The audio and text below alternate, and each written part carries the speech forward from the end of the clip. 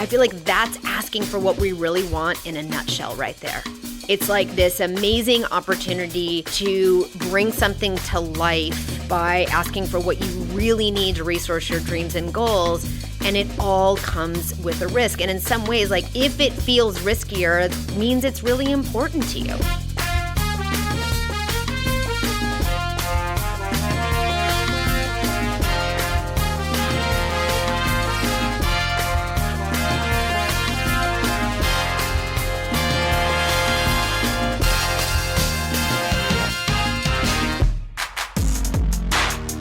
Hello, everyone. Welcome to the Dia Bondi Show, a big podcast for women with goals. I'm Dia Bondi, and I am on a mission to help women ask for more and get it, resource their dreams, and have a blast doing it. And welcome to episode 3. I'm here with my on-air producer, the one and only Arthur Leon Adams III, a.k.a. Baby Arthur, a.k.a. Baby A. Hello, Baby A. Hey, Dia. How you doing? I'm good. I'm really good. We're recording on a Friday. Yeah. And it feels like a Friday. You know, my schedule is so all over the place, so days don't feel like anything to me anymore, but... Is that pandemic related or is that just life related?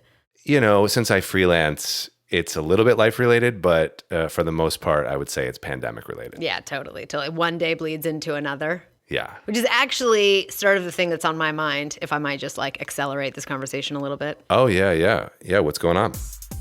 Well, two things. I have done so many workshops and talks in the last 2 weeks. And I was planning on talking about some stuff that was coming up in those, particularly my workshop, Your Most Powerful Ask Live. But instead, since it's feeling so Friday-ish, I just am reflecting today or like noticing that how I'm talking about how I'm feeling, I don't want it to sound like that busy complaining. Oh, I'm so busy. Because while my calendar is full and I am also doing a lot of stuff, I just don't like that story of busyness because it just has that sort of frenetic energy around it. Really what I am right now is super engaged. I'm super engaged. And, you know, when we're super engaged, that can make us tired. And it's a different kind of, it's like engaged tired is a different kind of tired than busy tired, you know? There is something a little satisfying about it, and I need to take a nap. Yeah, I totally know what you mean. Busy can kind of feel like you're treading water or you're not accomplishing anything, and engaged feels like, oh, okay, I got a lot of shit done this week. Yeah, and I wonder like how many times we think we're busy when actually we're more productive than we think because we're like, it does have that frenetic energy around it. And one thing that's been really helping me, and this is crazy, it's crazy that I have a podcast for women with goals because my goals, and we'll probably talk more about this on other episodes, my goals don't look like, it's hard to put me into a goal box. Like I don't wanna write down, quantify, break down into bite-sized pieces my goal. Like my goals are more like big stakes in the ground, aspirational kinds of goals. I talked about that actually on episode 1 a little bit with Laura. Like I don't like that, but I have forced myself to create a few frameworks where I can track my goals. And what I find is like when I'm engaged and pushing up against feeling kind of busy, that sort of like, oh, what am I doing? I'm just like, I feel like I'm doing so much stuff. Is any of this actually getting any traction? When I go back and look at some of those frameworks to track progress and I see it, that is wildly satisfying. Yeah, I know that feeling. I'm not advocating for everyone to spreadsheet the heck out of their lives. My husband does that and it makes me almost claustrophobic. And actually that's something like I want to have some goal expert on the show that can talk about like different ways of framing up goals that don't feel claustrophobic for those of us who hate to spreadsheet the heck out of our lives, but then also feels concrete for folks who do like to spreadsheet the heck out of their lives. Like there's got to be like a lot of great ways to make goals that are concrete, but that actually work for your just sort of natural way of wanting to vision and fulfill progress in your life. So speaking of goals, okay, so I had planned to talk about some of the stuff that happened in the workshops last week, and then I was like, nah, I just want to talk about how like busy, engaged, am I actually moving forward? You know, I was like, that's actually what's present for me today, but now I kind of want to go back to what I was planning on talking about in the first place. Can we do that? Yeah, of course. I mean, it is the Dia Bondi show after all. It's your show, baby. It's Friday now, not this last week, but the week before. I did a workshop for a group of like unbelievable women technologists, and we had an anthropologist in the group, and some people that site reliability engineers, and we had just like an incredible mix. There were about 40 women in this workshop I did for a tech company that many of you listening are very familiar with.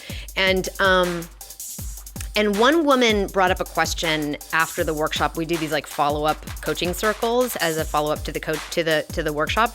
And she brought up something that comes up a lot in the workshops, which is like, if I'm trying to make an ask of someone internally, or I'm trying to make something happen, and I've made requests, I've made asks that are, big, bold, they're aligned to my goals, whether it's sponsorship that I'm asking for somebody for, or promotion, or budget for a project, or headcount, like whatever the thing is. And I notice that the person that I'm making the request of is sort of waffling, or is, as she called it, being on the fence. She asked me, how do I get them off the fence? How do I get them to say yes or to say no? Just like get them off the fence. And, it made me think of like, so I've been in the world of, storytelling for years, right? As a communications coach. And my job is to help folks stand on stage or in front of audiences that really matter, to put together a story that actually moves their audiences off the fence. Great. Get them to activate towards some kind of shared goal. Fine. But there are also moments, particularly in the asking world, where you have to recognize that somebody being on the fence might just be their passive way of saying no. And we can't get caught too much in trying to figure out how to wrestle somebody off the fence while our lives, our dreams, our goals go by, Like, so my answer to this question of like, if you, listener, are out there waiting for a reply from your manager, from somebody else in a group that you're working with, from a client, from a whomever, you can use something that borrowed from the world of asking like an auctioneer, which is to ask, are you in or you out? And if you get silence, guess what? They're out. They're not getting off the fence. And stop letting yourself get breadcrumbed to death, waiting for them to get off the fence while your dreams and goals go by. So sometimes we can strategize to get somebody to say yes or no to us in a concrete way, but if you're just met with silence over and over again, take it as a no. Take it as a no and go around. Find another yard, find another fence, find someone else, because I don't want women who are listening to this podcast, women in my workshops, women who are sort of drawn to the work that I'm doing to feel like they have to spend a whole bunch of time wrestling with an impossibility. And because you don't want somebody sitting on the fence to be holding your dreams and goals hostage, period. So when we think about traction, there's a bunch of activities that we do to try to move our goals forward, and those are often in concert with other people. And if they're not actually willing to play in the concert with you, see what I did right there, then you just need to go make a band with somebody else. But that doesn't need to stop you from wanting to have a band or like actually making one at one point. Anyway, whatever. That's kind of my rant-o-rama today, because, I come up against that in my small business all the time, that I need to ask I get ghosted, or I get like, maybe later, and pretty soon I've wasted time, money, resources, and opportunities to pursue other things because I've got a fish hook in my cheek that this person is sort of lodged there and keeps me sort of strung along for a point where I've been breadcrumbed, to death. So that is, yes, be busy. Yes, be engaged. Also recognize that your goals matter, and not everybody deserves your energy to be so convinced all the time. Let them sit on the fence. Yeah, I've dealt with that so much with clients, and I'm just completely over it now. And so I put my stuff out there. I give them my bid. I give them my proposal or whatever, and maybe I follow up once, maybe twice. If I don't hear from them again, I move on. Right. And that's not giving up on your dream. No. that's not giving up on what the kind of work you want to do, the kinds of things that you're working on, ladies, but it is about knowing that that situation is a suck of energy and attention and engagement away from your actual goal. So it's not just a speed bump moment. It's like those people can be a brick wall in your path to success. So yeah, like, yes, I want you to tell great stories. Yes, I want you to convince where you convince. And I also want you to recognize that, like, there is a Beauty and the Beast situation, and that beast ain't turning into a prince. Walk away, ladies, walk away. So before we move on to the next part of our show, I just want to remind all the listeners that if you really like what we're doing here, you should definitely subscribe, you should rate, you should write reviews, and you should help the Dia Bondi Show reach more people. Even better, if you just sent it to one friend of yours that you think might have some fun with it, or they really need to hear what Dia has to say, you should send it to them. We also take listener calls about questions that you might have about important asks in your life. And if you want to call us at 341-333-2997, Dia might answer one of your questions on the show. And speaking of that, we have a listener question today from Jamila. We do. I'm so excited. Are you going to play it for us? Yeah, I'm going to play it right now. Hey, Dia, this is Jamila. I have a question for you. So I am thinking of making a big life change. My family and I are considering moving to Honolulu. It's where I'm from. My dad still lives here. My brother just moved back from New York. So we have a strong family connection and lots of friends from growing up. And given the state of the pandemic and life in Berkeley, I'm just really ready for a change. It seems like an adventure year or maybe longer. And what better time to just explore? So my question is, how best could I ask my employer to work remotely? It seems like everyone's working remotely these days, but not at my job. So the expectation in my company is that we show up to work every day. I work in property management, so I'm on site with the crew, making sure everything's running smoothly.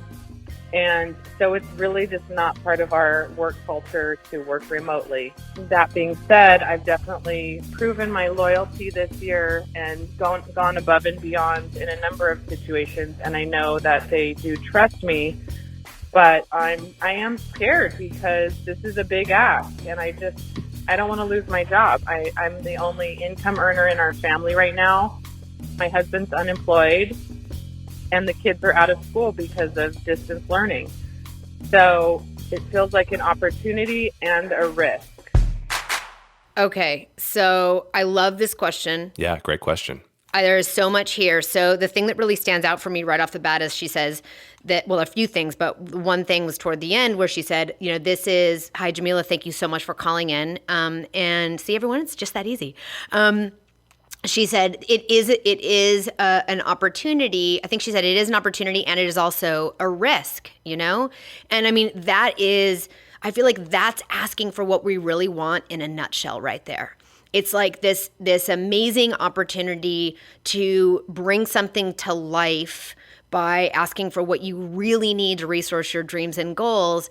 And it all comes with a risk. And in some ways, like if it feels riskier, it means it's really important to you. And so sometimes we can get messages that tell us like, oh, you're crazy, you shouldn't do that, you know, putting things, you know, on the line that way, you know, who do you think you are, et cetera. But the riskier it can feel, that can also be a sign. I'm not saying ignore the risks. I'm saying that's an indication that this is really important, you know, to you or on the pathway to building something that matters to you. So that just like, that's so in a nutshell what asking is all about and exactly why asking is so interesting to me as a success strategy, because the asks that really matter are the ones that can talk us out of doing them.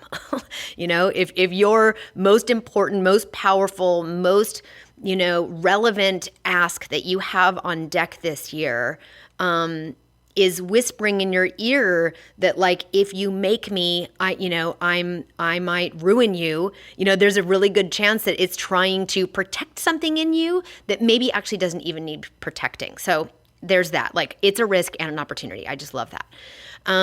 So So that's one. Two is, she started talking about wanting to make a move and asking her employer if she could work remotely. Now that's a tough one because she's in, because of the industry she's in. There's a bunch of constraints around that, which are really tied to like the storytelling and the problem solving of the ask. But what it's got my attention inside of the ask is not how to make it, but like, what is it for? She says, like, is she really like, I want to move to Hawaii? Or what I heard in that was, I want adventure. I want an exploration. I want to change. And that can come in lots of different forms. That can come in living on the road in the United States in an RV for a year. That could come in taking a painting class. That could come in so many other packages. So the issue for me as I listen to this, if Jameela were on the call with us, I'd want to understand, what is it that this particular request of your employer is, what need is it actually satisfying? Because it can look like I have a need to move to Hawaii when really the need is I need more adventure in my life.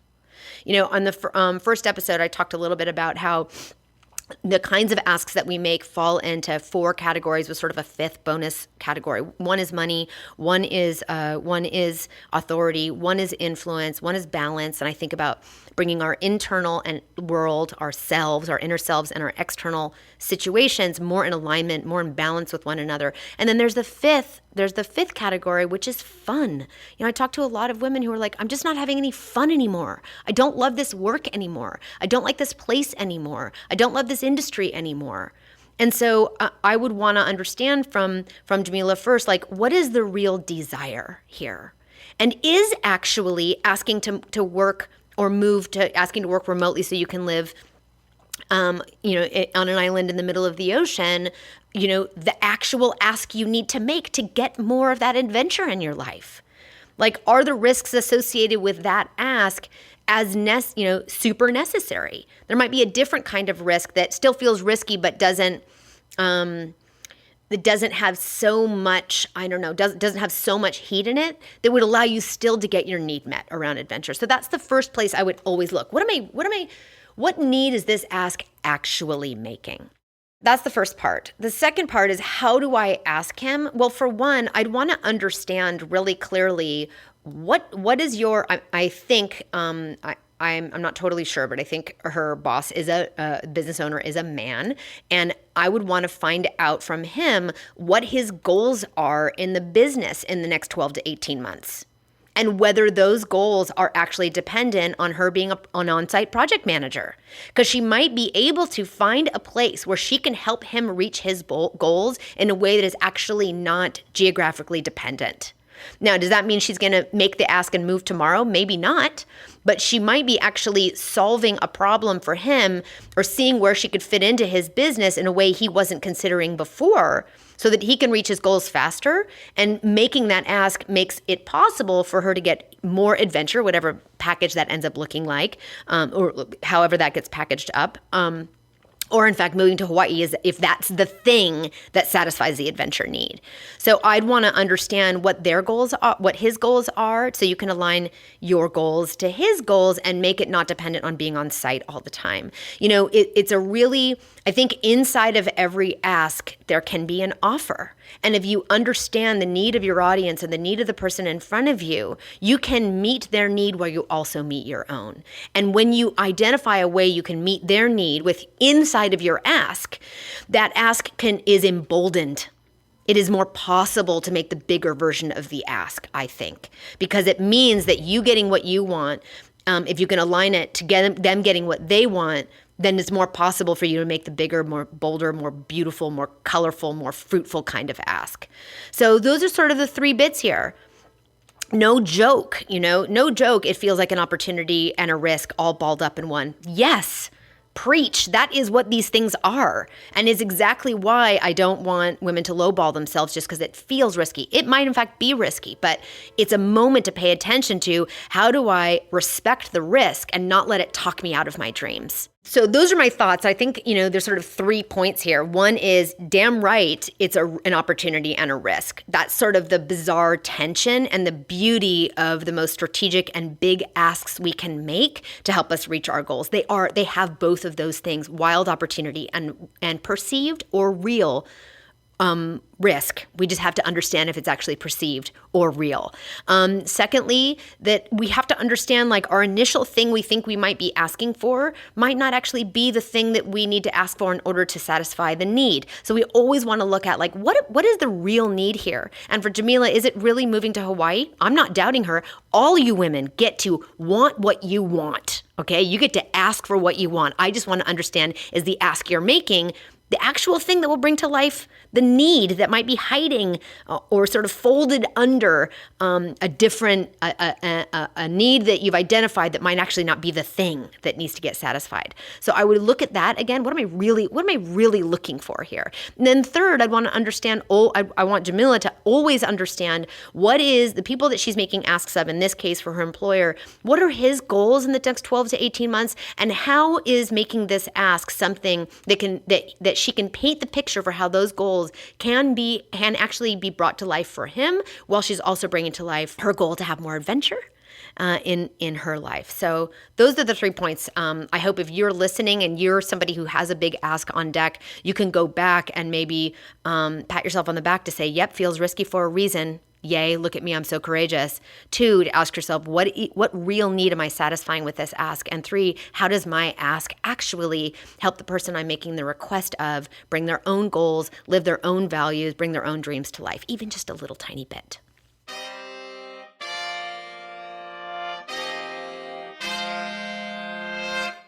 So at the end of our episodes, we usually wrap like, what are the big ideas of the day? But I think I just did that for you. I had those 3 right there.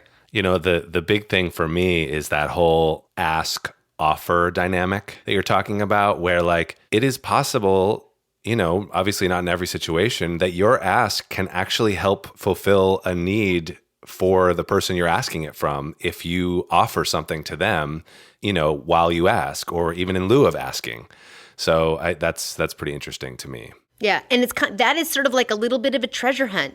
Sometimes the offer inside of the ask is really implicit, and sometimes it's very explicit. Sometimes it's very transactional. Sometimes it's more aspirational. But it's an interesting thing to snoop around for. The biggest ask I ever made in my life was literally, "Will you teach me?" to my early mentor.